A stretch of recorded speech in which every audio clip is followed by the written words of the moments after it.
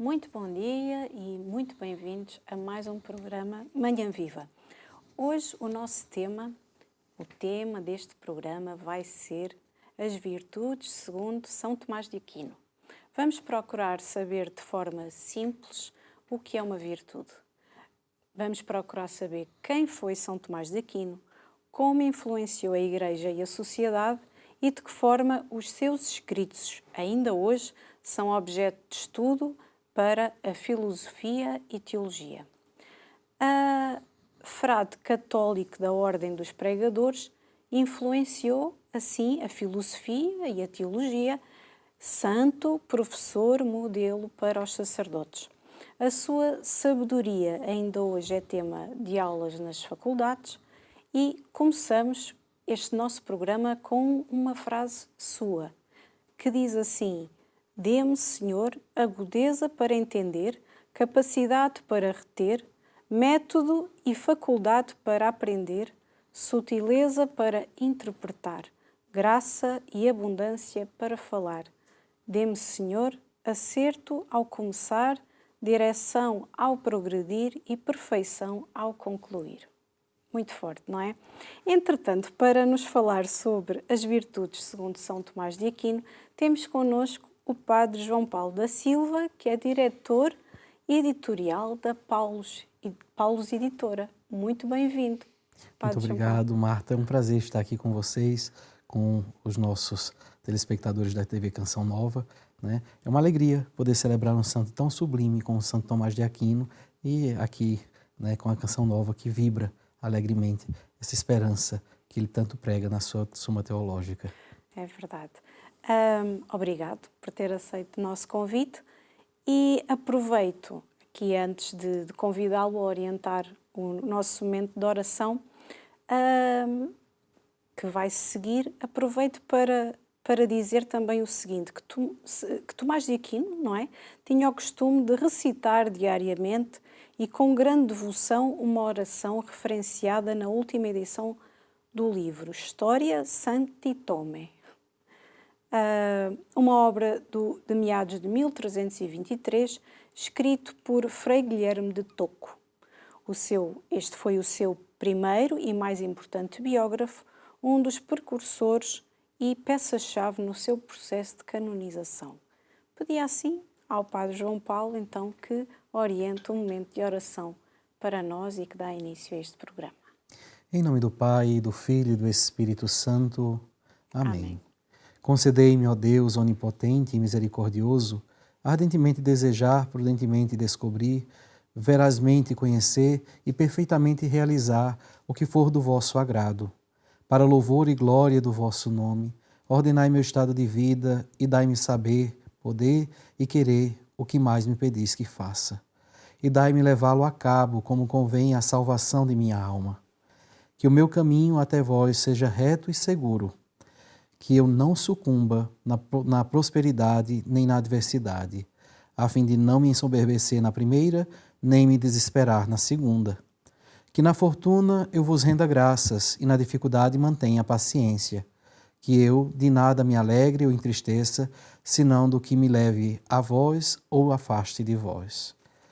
Quem a mim deseja agradar, nem tema aborrecer, senão somente a vós.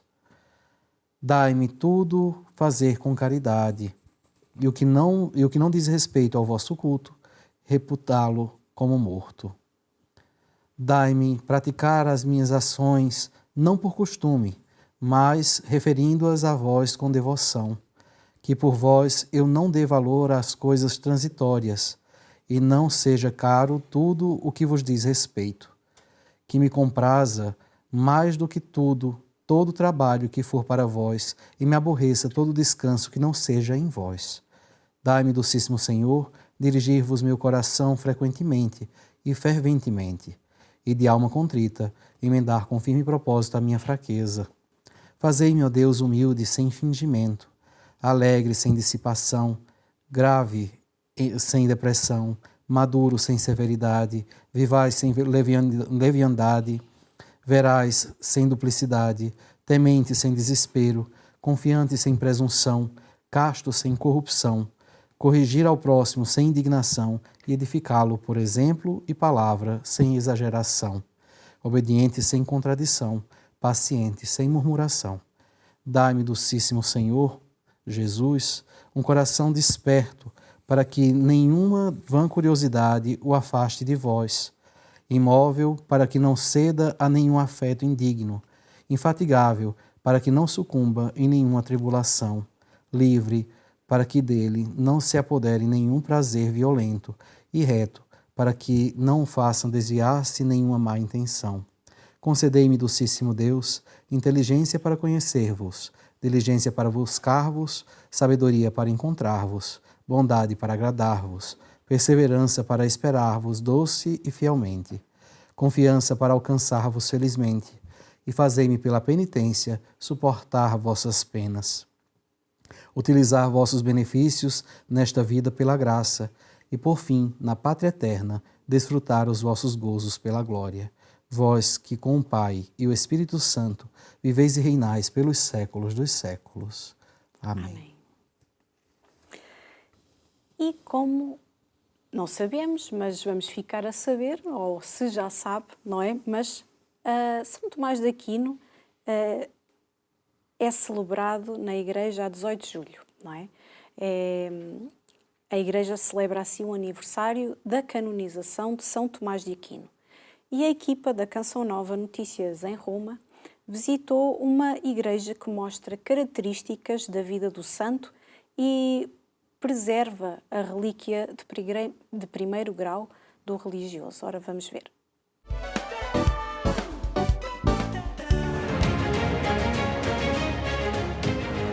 A Basílica de Santa Maria sopra Minerva é preservada pelos dominicanos desde 1266. Neste mesmo período, Tomás de Aquino esteve na capital italiana. Esta capela é dedicada a São Tomás de Aquino, à sua vida e aos seus ensinamentos. O local foi pintado por Filippino Lippi, no Renascimento italiano. Vemos o início de sua vocação, a fuga da casa de sua mãe, que não queria que ele se tornasse um dominicano, e ao mesmo tempo vemos a conclusão de sua vocação, período em que Cristo lhe pergunta: Tomás, você falou bem de mim? O que você quer em troca? E ele responde: só quero a ti, Jesus. O templo mostra como sua ciência, filosofia e teologia ilustraram a encarnação de Deus. É possível ver Nossa Senhora acolhendo em si o Verbo Divino e depois rodeada pelos apóstolos que olham para a assunção dela no céu. Além das pinturas que mostram momentos importantes da vida de São Tomás de Aquino, há nesta capela uma relíquia do antebraço do santo. Tomás de Aquino foi canonizado em 18 de julho de 1323. Foi um frade dominicano vestido como eu estou vestido. Ele se dedicou sobretudo a estudar e ensinar. Doutor da Igreja, fez uma síntese muito grande da filosofia e teologia de seu tempo. Tudo começou quando o religioso, ainda pequeno, apreciou o estilo de vida dos dominicanos. Com 6 anos de idade, foi enviado para um mosteiro beneditino. Esperavam que se tornasse o abade Monte Cassino. Porém, conheceu a ordem desta nova instituição, fundada por São Domênico, e foi conquistado por este estilo de vida. Considerado doutor angélico, deixou um grande legado de santidade e de conhecimento à Igreja. São Tomás é venerado na Igreja como santo e doutor. Colocou no centro de sua teologia a amizade entre Deus e o homem, o que ele chamou de caridade.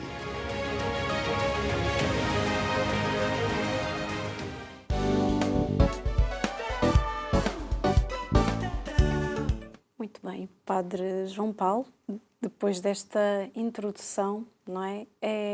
Eu gostaria de lhe perguntar, como é hábito neste programa, também que fale um pouco de si, não é? Que se apresente, que trabalho desenvolve na Paulus Editora?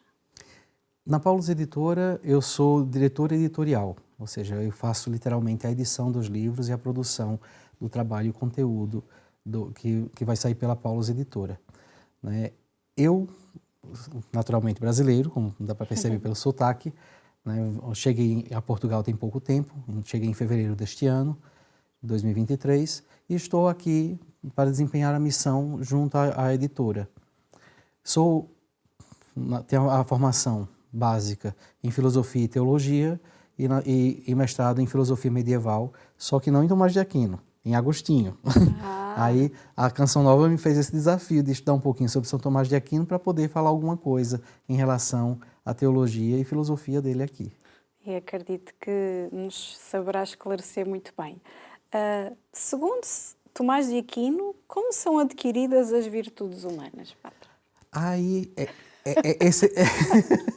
esse é o ponto crucial, porque virtude, na verdade, para a igreja, né, claro que tirado da teologia de Tomás de Aquino, a virtude é um exercício da prática do bem. É como você ir ao ginásio fazer um exercício para manter forte o corpo. A virtude é um exercício que você faz na alma, que faz com que o seu corpo se habitue a uma verdade de fé, a um bem verdadeiro, e não algo que iluda o corpo e a alma. Essa é a ideia de virtude em Santo Tomás de Aquino. E é para que serve a virtude, não é? Exatamente. E como é que são classificadas as virtudes? Não é? A virtude segundo a regra da reta razão, e que regra é essa e como é que elas são classificadas? A virtude da reta razão. Na verdade, a reta razão não é um conceito propriamente tomístico, né? Ele vem de Aristóteles, quando Aristóteles desempenha a Ética Nicômaco. Porque o que é a reta razão? Que diz que, segundo Aristóteles, todo ser humano tem. É o desejo do bem. É voltar-se para o bem. Aí sim, essa é a reta razão. Se você usa a sua razão para o mal, ela não é reta. Então, Tomás de Aquino toma isso para si e vai colocar como é que se realiza. A reta razão se realiza distinguir entre o bem e o mal a partir da capacidade humana, tendo a luz do Evangelho como inspiração primeira. Essa é a ideia de Tomás de Aquino. E assim são classificadas, portanto, as virtudes. As virtudes, ele classifica dessa forma porque o que é que faz o homem agir bem? O homem age bem a partir das virtudes que ele recebe. Então, existem virtudes que são de Deus, que são infusas, nós chamamos virtudes teologais, que nós conhecemos bem, que é a fé, a esperança e a caridade. Certo. Essas três. Sim. E nós temos a virtude que norteia o homem, que são as virtudes cardeais, né? Que é justamente que aí entra a prudência, que entra a justiça, que entra a fortaleza e a temperança. Padre João Paulo, então, o que possibilita uma via de convivência em Tomás de Aquino, tendo em conta o relacionamento pessoal e social, e a partir dessas virtudes em que se agrupam todas as outras virtudes? Porque, como eu tinha falado no início, as virtudes ela norteiam o homem a fazer o bem. Então, quando ele faz o bem de fato, ele norteia-se a si pessoalmente e norteia a comunidade, né? norteia a sociedade. Porque é desejando o bem que o homem quer que o bem aconteça. Então, norteia-se a si e ensina aos outros como deve nortear. E tem como base desse norte Cristo, nosso Senhor, que é o mais perfeito exemplo de ser humano e o mais perfeito exemplo de lei divina, que é aquela que se instaura na terra, né? Então, Tomás de Aquino tem muita clareza nisso. A perfeita convivência se dá desta maneira, não há outra. Não há outra. Fazer o bem e ter o coração Porque voltado para o bem. Exato, a sociedade tem que se adequar ao bem de Deus, né? Por isso que às vezes existem discussões. Mas vocês querem intervir na sociedade? Queremos, de maneira benévola, para que o bem se realize, né? Essa é a ideia. Em que é que está fundamentada a ética tomista? É exatamente essas virtudes que... Sim, está fundamentada nas virtudes, mas está fundamentada principalmente no agir do ser humano. Tendo o homem atuado de acordo com o pensamento virtuoso, ele começa a gerar na sociedade conceitos de convivência moral e ética, né? Então, aí nós podemos ver, por exemplo, até nos mandamentos. Podemos ver que os mandamentos se referem a Deus nos primeiros, mas no segundo se referem a uma ética humana, que deve ser de convivência. E como é que essa ética é alcançada? Por meio da prática das virtudes numa sociedade. Ou seja, então, para Tomás de Aquino, não é?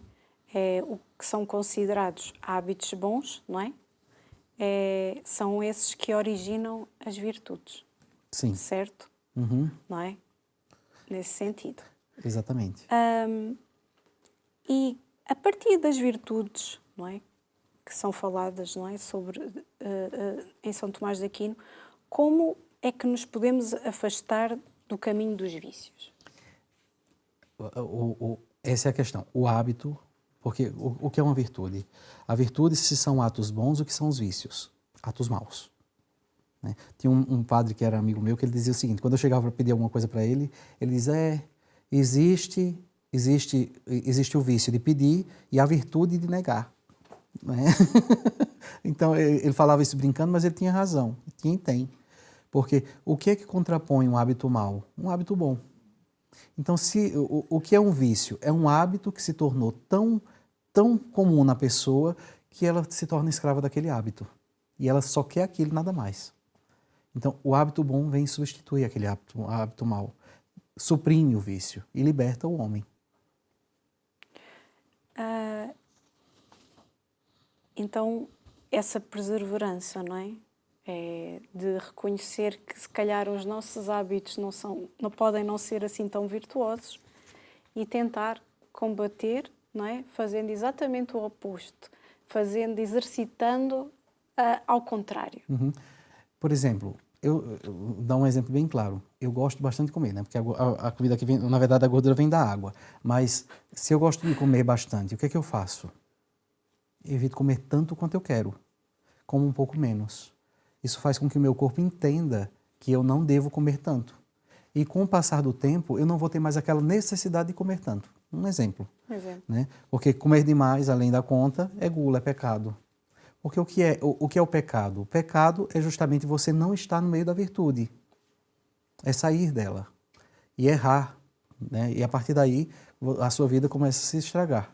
Né? Então, é essa a ideia que Santo Tomás de Aquino tem. Que valores assim essenciais são atribuídos então ao ser humano a ter em busca de ter este tipo de vida? Que valores norteiam para alcançar o bem? Então, Falou aí da prudência há pouco. Sim, a prudência, né? As virtudes cardeais. Eu até gostaria de explicar o que significa cardeal, né? Que a gente tem os cardeais na igreja e as pessoas às vezes não sabem nem o que é. Sabe a dobradiça da porta? Sim. No meio não tem um ferrinho que parece que tem uma mitra? Sim. Aquilo ali é o cardo, é o eixo, é aquilo que faz com que a vida gire em torno daquilo. Sim. Né? Por isso nós chamamos de dobradiça. Então, a ideia é, a virtude cardeal é o que vai nortear o homem no eixo de Deus e não vai deixar ele se perder. Ter uma vida virtuosa e ter uma vida de valores é, de fato, basear os seus desejos à vontade de Deus. Então, norteando pela prudência, norteando pela justiça, norteando pela temperança, norteando por diversas outras virtudes, a gente alcança a ideia de valores, de fato, tanto do reino como da sociedade. Essa então é considerada a mãe de todas as virtudes? A prudência, sim. Porque o que a prudência faz consigo? A prudência evita que você tome medidas desesperadas ou impensadas. Faz com que você limite os seus desejos. E a partir dali, pensando e inteligindo, é que você começa a ter uma atitude mais sábia, uma atitude mais acertada. E existe talvez uma virtude que diga respeito aos outros? Existe. A virtude que diz respeito aos outros é a justiça. Porque a justiça, existe justiça e justiciamento, né? A justiça é a plenitude da graça em pensar no outro. E dou um exemplo. Se a pessoa tem fome, por justiça, o que eu devo fazer? Dar comida.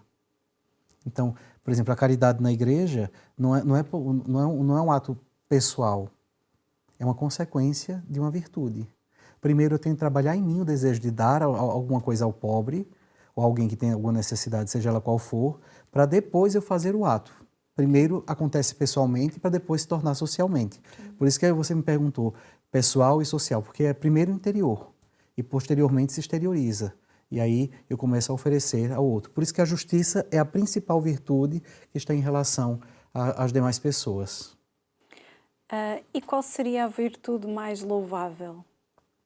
Olha, a virtude mais louvável é a virtude da temperança, né?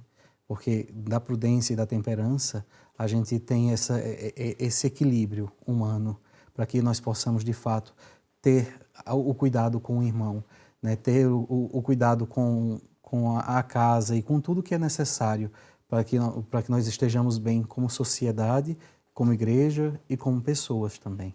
Exato, então ela ajuda o homem a agir conforme a razão e ajuda a controlar, às vezes, os desejos mais incontroláveis. Exatamente. Seria Porque a temperança, quando você tem um desejo muito ávido, se você não tem temperança, você atua por ela, né? Então, por exemplo, eu posso me zangar consigo agora e eu posso perder a razão. Quando eu falo perder a razão, posso gritar, né? A temperança impede que eu faça isso. Ela me limita, ela impõe um certo limite a mim para que eu mantenha a calma e, de fato, seja respeitoso e seja responsável por tudo que eu faço. Qual a origem latina da palavra virtude e habitude? A palavra virtude, propriamente, vem de virtu, né? Vem de vir, né? Que significa virilidade, força. No grego, a gente traduz por areté, que é basicamente uma coragem. Quem é o virtuoso na igreja? Quem é o virtuoso para Tomás de Aquino? É aquele que tem a coragem de assumir posições que conduzam a Deus. Então, aí você vai ter diversos exemplos de santos, que são homens virtuosos. Tanto que quando a gente reza na liturgia, pela virtude, por causa disso. É uma pessoa que se aproximou tanto de Deus, que teve a coragem de fazer a opção por Ele.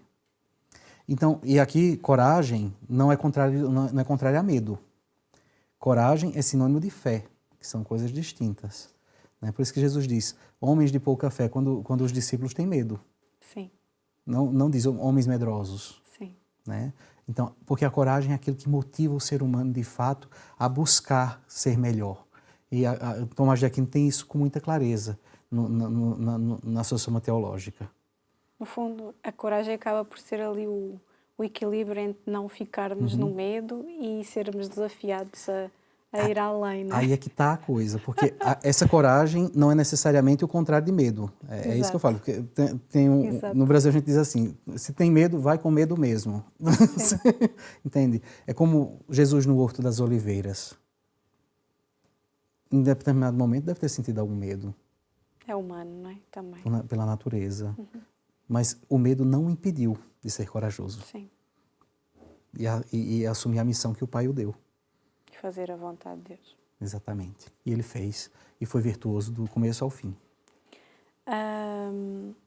E daí a ligação do hábito se tornar uma virtude. Ou seja, exercitar essa coragem, não é? É o ser desafiado pelas situações e não ficar no medo. E outras tantas situações, não é? Na atualidade, não é? Acredito que o padre acompanha tantas situações, não é? E da realidade da sociedade e da humanidade, como se encontra, não é? De buscar esse caminho de procurar as virtudes e de buscar a santidade, porque é por aí, não é? A santidade. Sim, as virtudes, elas geram santos por natureza, né? Pode ver que o homem, quando ele de fato é virtuoso, ele tem o desejo de ser melhor. E é nesse desejo de ser melhor que ele encontra Deus. Né? Se converte e muda de vida. Né? E quase a terminar esta primeira parte, São Tomás de Aquino também nos fala, já falou aqui da caridade, mas também da correção fraterna, além também de falar da esperança, algo que também já falou. O que é que nos podia falar acerca dessa necessidade da correção fraterna e também do termo felicidade, que hoje fala-se tanto da felicidade e o ser feliz, mas realmente o que é que nos pode dizer sobre o termo felicidade e onde a podemos encontrar? Tá. Eu vou começar pela última para chegar na primeira. Exato. Porque felicidade é um termo teológico. Não é só filosófico. Porque a ideia de felicidade é diferente da ideia de felicidade que nós temos hoje. nós não estamos felizes, né? Assim, propriamente neste mundo. Mas nós seremos, tanto que a liturgia diz sempre, nós seremos felizes em Deus, porque é nele que está a verdadeira felicidade. Aqui eu posso ter alegrias, que são momentâneas e passageiras, mas a felicidade plena só se realiza em Deus. Por isso que a correção fraterna é importante, porque a correção fraterna, ela busca, por meio da fé, dar esperança à pessoa, para que ela, crendo, busque a felicidade, que se realiza onde? No eterno, no céu. E ali, gozando da felicidade de Deus, nós seremos bem-aventurados, como diz o Evangelho. Está ligado com a realidade das bem-aventuranças também, não é verdade? Uhum. Bom, estamos a chegar assim ao fim da primeira parte. Voltamos para a segunda parte para falar e para saber mais sobre este santo, mas fique connosco e até já.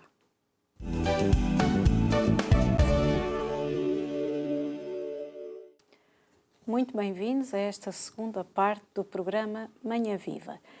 E hoje estamos a falar sobre as virtudes segundo São Tomás de Aquino, com o Padre João Paulo da Silva, diretor editorial da Paulus Editora. Muito bem-vindo de novo nesta segunda Padre João Paulo.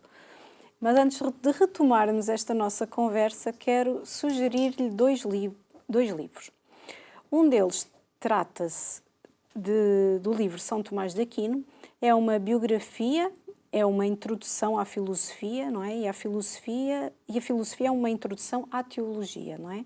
Este livro não tem a pretensão de ser nada além de um esboço popular de um grande caráter histórico, que deveria ser mais popular.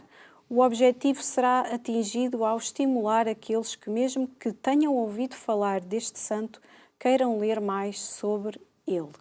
E depois, a segunda sugestão é o livro A Oração segundo os Doutores da Igreja, em que podemos dizer que não existe vida espiritual sem a oração. O ato de rezar é a maneira como nos colocamos conscientemente sob os cuidados de Deus, procurando conhecê-lo e nos tornar conhecidos de Deus, procurando entender e fazer a sua vontade. Por isso, a primeira parte do livro está fundamentada nas questões sobre a oração que São Tomás de Aquino deixou na sua Suma Teológica, e a segunda parte trata-se de uma espécie de demonstração prática da vida de oração com Santa Teresa d'Ávila, São João da Cruz e Santa Teresinha. Padre João Paulo, retomamos então este nosso assunto, esta nossa segunda parte sobre as virtudes. Já falou na primeira parte, mas vamos relembrar, não é? Para quem chegou agora, o que é uma virtude, o que é uma virtude teologal, não é? O que é que nos gostaria de dizer e refrescar aqui muito claramente a necessidade da virtude. Eu falei que é a virtude infundida, né? Que é a virtude teologal. Por que infundida? Porque o homem não conquista. Essa virtude é dada pelo próprio Deus, por isso se chama teologal, de teos, vem de Deus, né? E é colocada no homem. Tanto que às vezes você pode perceber que tem pessoas que não têm fé. Infelizmente acontece. Porque Deus dá a todos os homens a dose da fé, mas se a pessoa não preserva a fé, ela se perde. Consequentemente, se perdeu a esperança e se perdeu a caridade, né? Porque a caridade não se resume a oferecer algo a alguém. A caridade é para além disso. A caridade faz com que nós amemos Deus no irmão, né? E aí nós temos esperança, acima de tudo, de alcançá-lo no céu. E, claro, né, como eu falei, como é dada pelo próprio Deus, e Deus oferece essa virtude a todo o ser humano, né, é dado como graça. E é uma graça sublime que o ser humano carrega consigo.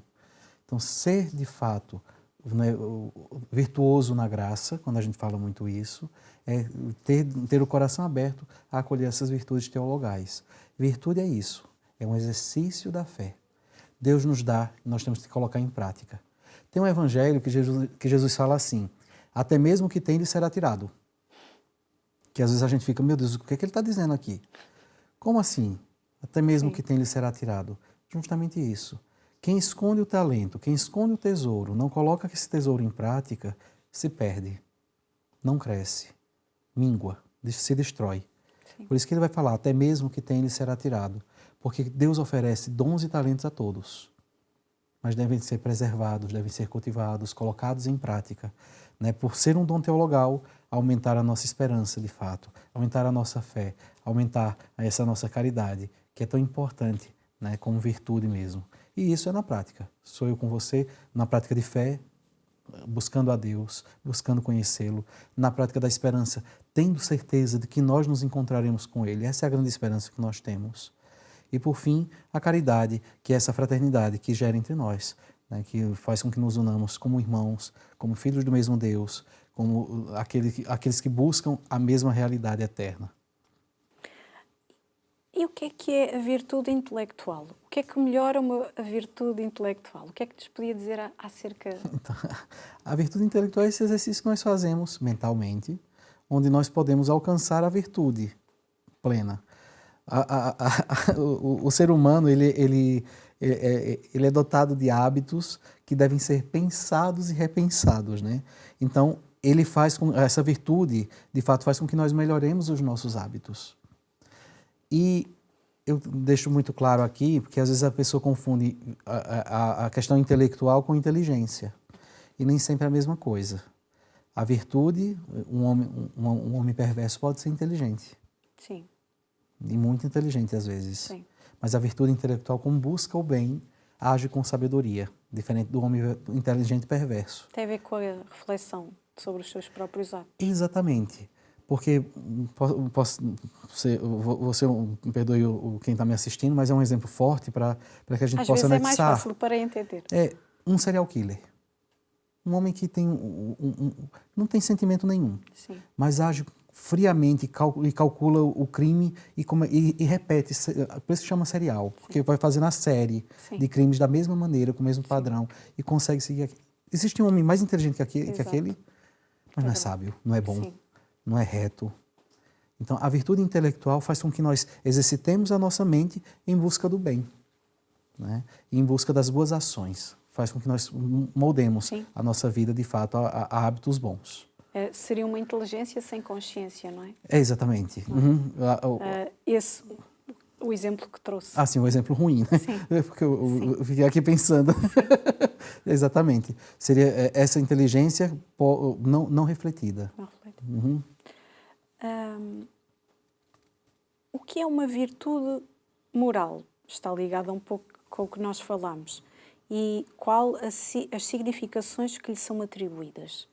Então, a virtude moral é justamente aquela que se aplica no moros, na vida mesmo, né? Então, a virtude é a mudança do hábito. O hábito, como eu já tinha falado anteriormente, ele pode ser bom ou não. Agora vou citar o Santo Agostinho para poder esclarecer a ideia de hábito. Sim. Né? Agostinho começa, no livro 8º das Confissões, ele começa a fazer uma análise sobre a questão da escravização que o homem sofre. Porque para ele a liberdade se dá a partir do momento em que ele consegue se libertar dos maus hábitos. Aí ele consegue repensar a ideia de vida e aí também repensar a vida de pecado, né? Então, por exemplo, o homem já surge, por causa do pecado de Adão, ele já tem uma certa tendência ao mal. Então, ele começa a trocar as coisas boas pelas coisas más. E aí, buscando as coisas más, experimentando, ele começa a criar um desejo. A partir desse desejo, experimentando várias vezes, começa a criar um hábito. Depois que cria esse hábito, gera necessidade e não consegue mais sair daquilo. Fica escravo.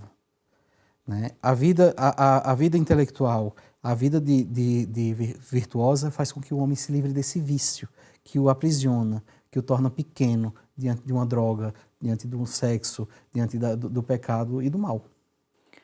Então, nesse contexto que trouxe agora, nós poderíamos qualificar as virtudes morais em 11. Isto relativamente às paixões, não é? Que acabou por trazer, não é isso, Padre? É, exatamente. Até vou ler, porque são muitas, né? Então, mas eu vou ler porque tem virtudes que, de fato, se confundem com as virtudes cardeais, como é o caso da fortaleza. A fortaleza é aquilo que os santos têm, né? Que é uma das mais importantes virtudes cardeais também, porque ela faz com que os santos não se abalem diante do mal. E unido à temperança, as duas fazem com que a pessoa vença os medos, tenha a capacidade de manter-se calmo, né? Por exemplo, Jesus tem um exemplo muito claro no Evangelho que ele diz assim, quando alguém te dá uma bufetada numa face, faz o quê? Oferece a outra. Quem é que faz isso? Jesus. Ele. Porque Exato, ele dá o exemplo. Exatamente, ele é o próprio exemplo, né? Então, ele oferece a face, não só a face, mas tudo. Então, a fortaleza também apresenta-se nas virtudes morais desta maneira, né? Porque ela faz com que o ser humano se torne firme diante das dificuldades. Aí vem, claro, a temperança, que também é uma virtude cardeal, como eu falei, unidas, torna um homem inabalável, né? Tanto que, por exemplo, isso é muito interessante, porque quando a gente está lendo os evangelhos, a gente não percebe o quanto Jesus é virtuoso. Verdade. No alto da cruz, o homem pregado na cruz, chicoteado, cortado, coroado de espinhos, arrancaram-lhe a barba, esbofetearam a cara. O homem olha para quem fez aquilo e diz, Pai, perdoai-lhes, pois eles não sabem o que fazem. Verdade. Né? Então, esse senso de fortaleza, esse senso de temperança, de não conter ódio no coração, é uma virtude moral. E o que é que acontece depois que Jesus faz isso? A conversão de muitos. Tanto que no Evangelho de João ele diz, né, que o momento mais importante é quando ele for levantado, porque aí atrairei todos a mim. O homem virtuoso é aquele que de fato se entrega diante da sociedade, do moros, né, com o seu exemplo de vida, faz com que as outras pessoas também reconheçam essas virtudes. É confuso, porque a violência e a destruição da pessoa causa-nos medo, mas também nos ensina muito. Sim. Então, outro é a liberalidade, a magnificência, a magnanimidade, a filotomia, a mansidão, a amizade, a verdade, a eutropélia e a justiça. São palavras difíceis, e cada uma tem um significado muito importante, porque cada uma delas, de fato, gera no homem de acordo com as dificuldades que ele sente. Né? Por exemplo, a magnanimidade. O homem que é gentil, o homem que, de fato, acolhe essas dificuldades no mundo. Né? A liberalidade, aquele que faz sem esperar nada, que, de fato, goza de liberdade, que é gentil. Né? Por exemplo, a gente sempre reza na Salve Rainha.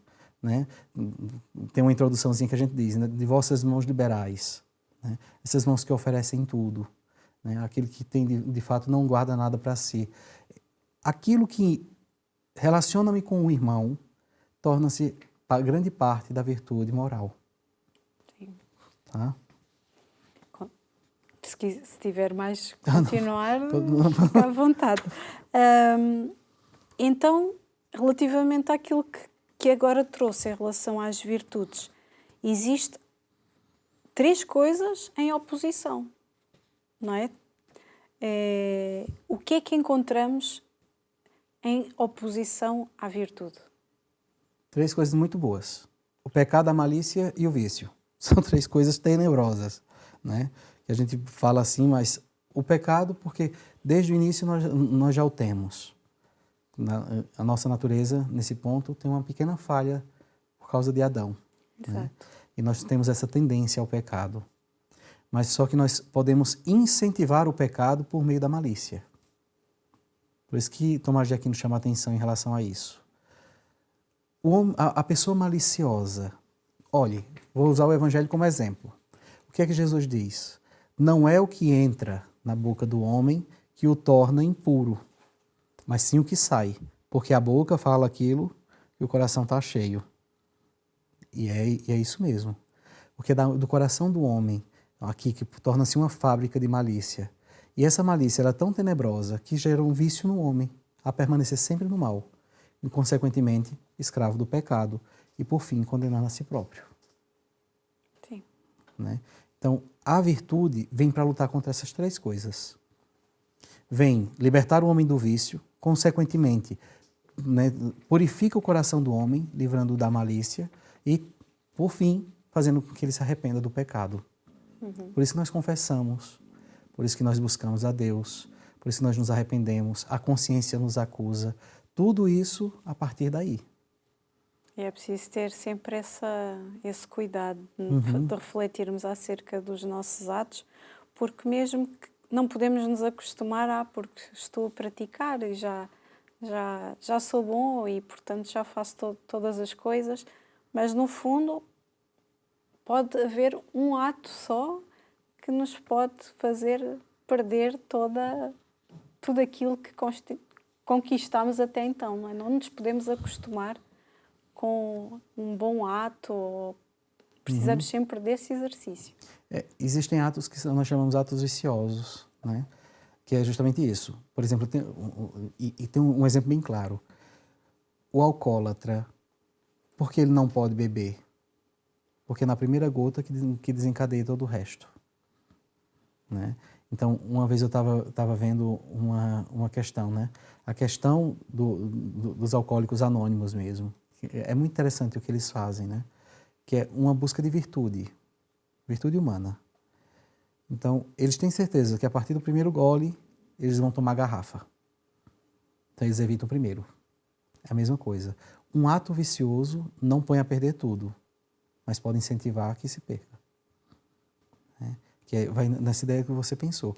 Então, se eu tenho vício de alguma coisa e eu fico cedendo a esse vício, como a esse ato vicioso, cada vez mais vai se tornando um hábito em mim. Então, um ato isolado não condena, mas a permanência nos atos, isso sim, condena e afasta o homem de Deus.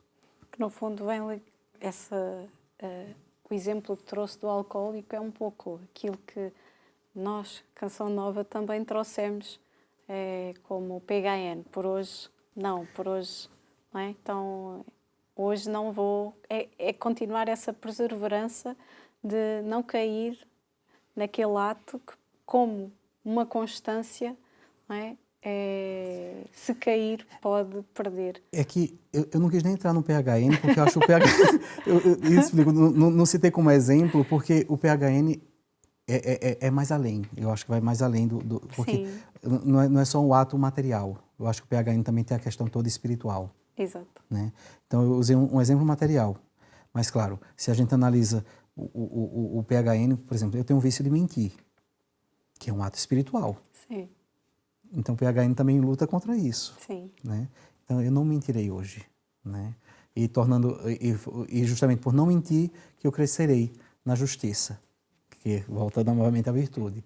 Então, eu admiro o PHN nesse sentido, né? Porque o PHN é, de fato, um exercício das virtudes sem demonstrar claramente que é. Sim. Mas é ensinando o homem a ser virtuoso que ensina o homem a não pecar. Sim. Então, é um ato ainda muito mais sublime, né? Porque o vício natural, eu posso prender a pessoa dentro de uma cela e ela não bebe mais. Mas ela pode ainda estar escrava de muitos pecados que ela tem no coração. Então, eu acho que vai muito mais além. É uma cura de almas, né? É muito mais profundo. Verdade. Pode levar a essa cura. Uma virtude pode possuir quantas partes? E o que é que são as virtudes secundárias? Então, uma virtude, ela pode se dividir em 3 partes. As partes integrantes, as subjetivas, né, e as partes potenciais. As integrantes é aquilo que contém nela, cada prática que se realiza nela, né? Então, as subjetivas é em relação à pessoa e as potenciais é aquilo que pode ser realizado. Quando fala potência em Tomás de Aquino, é aquilo que não é no ato, mas pode ser, né? Então, dou um exemplo. Eu agora estou sentado, mas eu não sou um cadeirante. Porque potencialmente eu posso levantar. Né? Ele tem essa ideia de potência. Então, por exemplo, todo ser humano pode ser virtuoso. Então, de uma maneira subjetiva, ele tem que decidir pela virtude e ele pode ser virtuoso. Decidindo por ela, em potência, ele já a tem. Isso prende-se ao que fazer, não é? Conseguindo aplicar racionalidade nos atos. Exatamente. Não é? Então, já a virtude secundária, ela desempenha em favor das primeiras. Porque a virtude secundária é tudo como eu posso dizer, se desprende do tronco comum, né? Então, se eu sou uma pessoa prudente, automaticamente eu vou ser paciente, automaticamente eu vou ser respeitoso, automaticamente, sabe? Se eu sou uma pessoa humilde, automaticamente, né, evitarei o engrandecimento, evitarei diversas outras coisas que podem prejudicar o ser humano. Então, de que forma uma virtude pode aperfeiçoar o ato? Então, lembra que eu falei para você do exercício? Exato. Ninguém nasce paciente, minha filha. A gente se torna paciente, né? Sabe aquela criancinha que fica puxando na saia da mãe? Mãe, a mãe. Olha para o céu, respira fundo e diga, meu filho. Né? É o exercício. A virtude só, de fato, vai ser aperfeiçoada no ato quando o ser humano consegue, né, o homem consegue, de fato, assumir a virtude para si. E é no ato, não tem outra forma. Ninguém nasce paciente, ninguém nasce esperançoso. Todo mundo tem esses déficits e vai crescendo a partir do momento em que põe isso em prática na hora. É saber distinguir a hora. No ordinário da vida. Exatamente. Não é? Uhum. Quais são as disciplinas que fazem parte da prudência? E que possa explicar, não é, cada uma delas, Padre. Isso aqui Dá pano para mangas, como nós costumamos dizer. Porque isso aqui vai envolver a questão da dialética, da retórica, da física, né? Então, a maneira como se pergunta, a maneira como se questiona, a maneira como se coloca, são disciplinas da prudência, né? Então, se você pega a dialética, a retórica, a maneira como você fala da virtude da prudência, a maneira como você ensina sobre a virtude da prudência, tudo isso também é muito importante, né? E claro, a maneira como você pratica é que vai, de fato, gerar essas disciplinas. É sempre o exercício, como eu falei. Uhum. Porque a ideia de Tomás de Aquino é isso. É o pensamento, mas é um pensamento que é aplicado praticamente, colocado no ato, na vida. Uhum. Né? Embora as pessoas pensem que está na Idade Média, que é medieval e é escolástico, é muito recente e é muito atual. Atual, exatamente. Uhum. Os santos são sempre atuais. Sempre. E é incrível que o homem escreveu há 800 anos. Mas continua ainda numa atividade e numa modernidade Sim. absurda. Uhum. Já nos falou um pouco, na primeira parte também,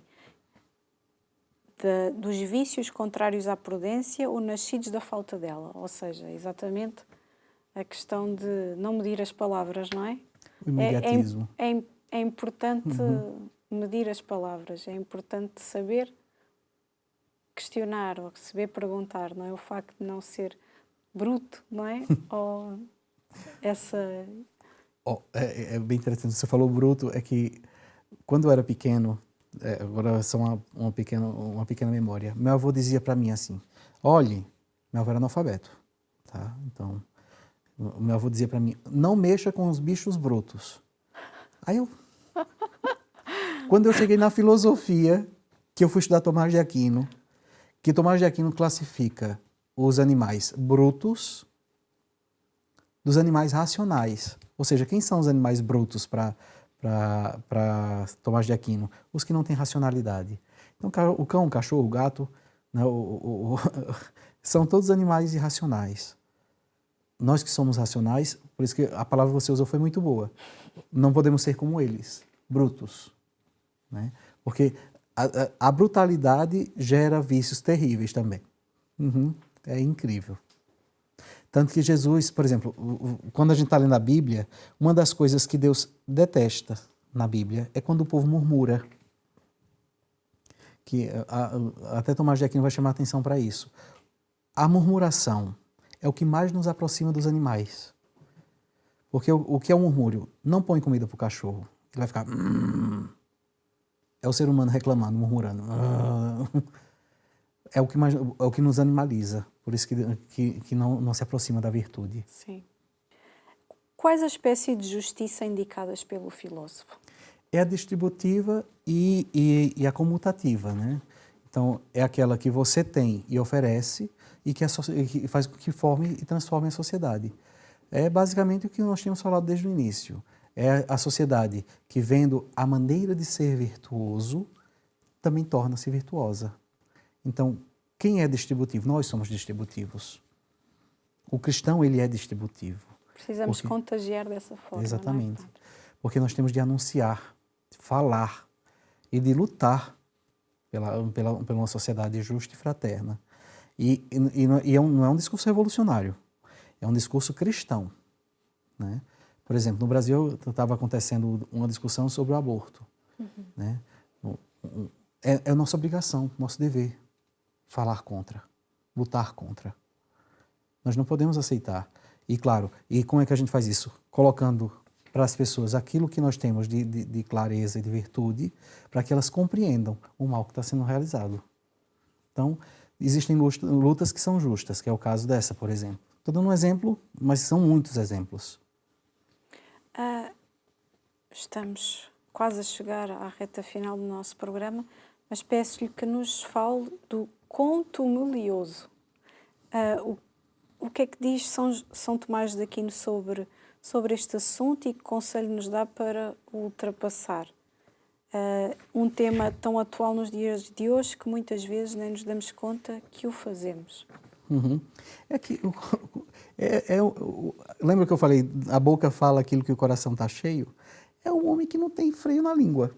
É a pessoa que é, de fato, que solta tudo que está no coração. E isso não condiz com a realidade virtuosa. Né? O homem, de fato, veja, tem uma oraçãozinha que a gente reza muito sempre, né? Sagrado Coração de Jesus, fazia o meu coração semelhante ao vosso. Então, o homem, quando ele tem, de fato, a boca solta, não sei se vocês vão entender o que eu estou dizendo, né? Um homem que não consegue... nem tagarela. Tagarela a gente pode ser... Sim. Eu falo no sentido da boca... Mas sim, falar tudo aquilo que sem freio. Sem papas na língua, papas né? na língua, sim. Então, esse é o problema, né? Porque se torna uma coisa viciosa. Né? Então, para Santo Tomás de Aquino, o homem não pode ser dessa forma. Ao contrário, ele tem de ser comedido, tem de repensar as atitudes. Por isso, ele não pode falar o que vem à cabeça. Deve falar com clareza aquilo que, de fato, é necessário ser falado. Senão chega-se à questão da difamação, não é? Porque a difamação e o furto, né? Tomás de Aquino fala muito isso. Porque o que é a difamação? A difamação é um roubo da verdade e a destruição da imagem do irmão. Tem um evangelho que Jesus diz assim, se você chama o seu irmão de idiota, você está condenado ao inferno. Porque o que é isso? O que é chamar o irmão de idiota? Ou seja, de incapaz. Incapaz é difamá-lo, é dizer que ele é incapaz de reconhecer a Deus. A difamação gira em torno disso. Faz com que o homem esconda a verdade, automaticamente prejudica o irmão. E o furto, né, como a própria palavra já diz, é aquele que rouba e prejudica o irmão. Por isso que são vícios terríveis. E estão atrelados à mentira e estão atrelados também à cobiça, à inveja, né, entre outras coisas, que são pecados capitais e pecados mortais. Certo. Então, nesta conclusão deste assunto e deste programa, o que sublinha, não é, acerca de obter a tranquilidade de espírito a partir de São Tomás de Aquino? Tranquilidade de espírito. Quando eu estava fazendo filosofia medieval também, o meu professor disse o seguinte, olhe, a criação está voltada para Deus, assim como um exército está voltado para o seu general. Então, pode perceber, quando tem uma marcha cívica, o general vai na frente, o exército vem atrás marchando. Esse general é Deus. Sim. Tanto que nos textos bíblicos diz o Senhor dos Exércitos. Porque é Deus que impera a ordem. E a ordem infunde na humanidade, infunde na criação um contexto de não caos. O que é a tranquilidade de espírito? Ordenar o espírito a Deus, que é o nosso general, que é o nosso Senhor. que é, né, como diz, o nosso dominador. Porque a palavra dominador parece má, mas o que é o dominador? É o domus, é o senhor da casa. É o que de fato oferece a possibilidade do ser humano entender que a ordem dele é a melhor. E de nos mantermos focados. Exatamente. E a tranquilidade da alma vem daí. Coração com Deus, automaticamente é um coração tranquilo. Muito obrigado pela sua presença e pela sua explicação, Padre João Paulo. Muito obrigada. Eu que agradeço. Muito obrigado à Canção Nova, a você de casa que nos ouve e nos vê hoje, né? É uma alegria sempre poder estar aqui e poder contar com vocês também, né? Nesse momento tão bom e de conversa e de partilha. Muito obrigada. Obrigado também assim que esteve desse lado. Já sabe que pode rever este programa no nosso canal no YouTube, Canção Nova Portugal. Muito obrigada também pela sua ajuda, seja com a sua oração, seja com a doação, para que esta obra de evangelização continue a chegar a cada vez mais pessoas. Muito obrigada e até ao próximo programa, se Deus quiser.